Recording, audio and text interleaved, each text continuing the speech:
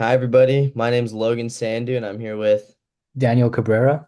and today we'll be talking about plastic pollution in oceans and marine ecosystems. All right, guys. So, an introduction to plastic pollution. Each year, over 8 million tons of plastic waste enters our oceans, disrupting marine ecosystems and affecting human health. We will explore the main causes of oceanic plastic pollution, the severe impacts on marine ecosystems, and practical solutions. This presentation aims to educate, emphasize urgency, and inspire actions against plastic pollution by showing its effects on biodiversity, ocean health, and human safety. Now, getting into some of the causes of plastic pollution, we got two sources here. So, first, the land-based sources. The majority of ocean plastic pollution originates from land, accounting for roughly 80% of marine plastic waste. Factors contributing to this include littering, inadequate waste management infrastructure, and urban runoff that carries plastic waste into waterways. For example, in areas with limited waste processing, plastic waste can enter rivers and be carried into the sea.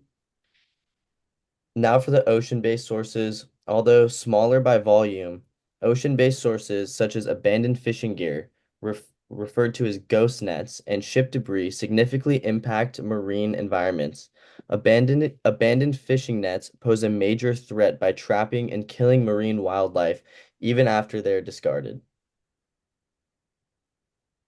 All right, guys. So now we're going to be talking about the types of plastics. So there's two types of plastics that we're going to talk about, single-use plastics and microplastics. So for single-use plastics, those are items like plastic bottles, bags, and straws, and all of those contribute significantly to ocean pollution. These items are used briefly yet persist in the environment for hundreds of years, breaking down into smaller fragments without ever fully decomposing. And microplastics are tiny particles formed from the breakdown of larger plastics or directly introduced into the environment through products like cosmetics and clothing. Microplastics are pervasive, which means they pollute water bodies and ecosystems across the globe. Unlike larger plastic debris, microplastics are almost impossible to collect, making their environmental presence particularly concerning.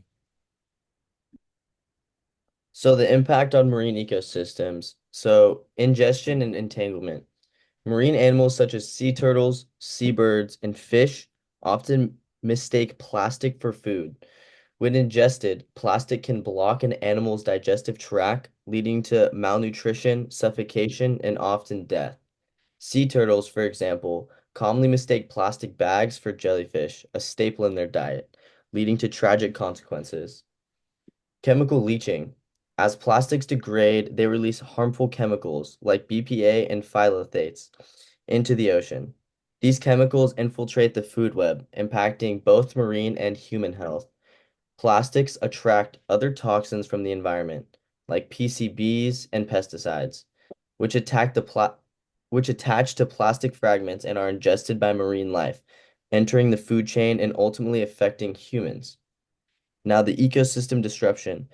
Plastics disrupt ocean habitats, affecting biodiversity by damaging critical environments like coral reefs and seafloor ecosystems.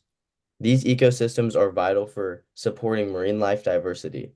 Once they're harmed, their recovery is slow, creating a long-term impact on marine species that depend on these habitats for food, shelter, and breeding. All right, guys. So, what are microplastics? Microplastics are particles smaller than 5 millimeters that are nearly impossible to filter out of the water. They originate from both the breakdown of larger plastics and as microbeads in products like toothpaste and clothing. They accumulate in even the deepest parts of the ocean, from the surface to the seafloor. Bioaccumulation in food chains. Microplastics are ingested by small marine organisms, which are then consumed by large animals, gradually traveling up the food chain to the fish that humans eat. This bioaccumulation is associated with health risks, including inflammation and other digestive issues. Studies show that microplastics are now present in human organs with unknown but potentially serious long-term health effects. So some of the solutions and initiatives that we can take here. So talking about the cleanup efforts, organizations like the Ocean Cleanup are pioneering innovative technologies to capture and remove plastic from rivers and oceans. By targeting river systems, which transport an estimated 90% of plastic waste into the ocean, these initiatives aim to significantly reduce the plastic load before it actually reaches the sea. And talking about some of the legislation and policies, national and international policies such as single-use plastic bans and microbead restrictions are effective tools for reducing plastic pollutions. The United Nations is currently proposing a global treaty to regulate plastic waste management and reduce plastic production, recognizing the issue as a worldwide environmental threat. Some of the emerging technologies, such as biodegradable plastics, plant-based materials, and reused product designs, offer sustainable options for consumers and companies. As these alternatives become more accessible, they help reduce reliance on conventional plastics and limit waste entering the environment. Hi, guys. So now we're going to talk about what we can do to help. So for some individual actions, simple actions like avoiding single-use plastics, choosing sustainable products, and recycling can make a significant impact.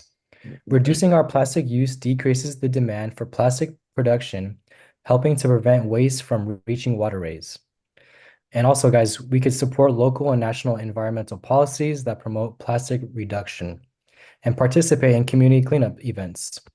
By advocating for change and raising awareness, communities can work collectively to reduce plastic waste and support broader environmental initiatives.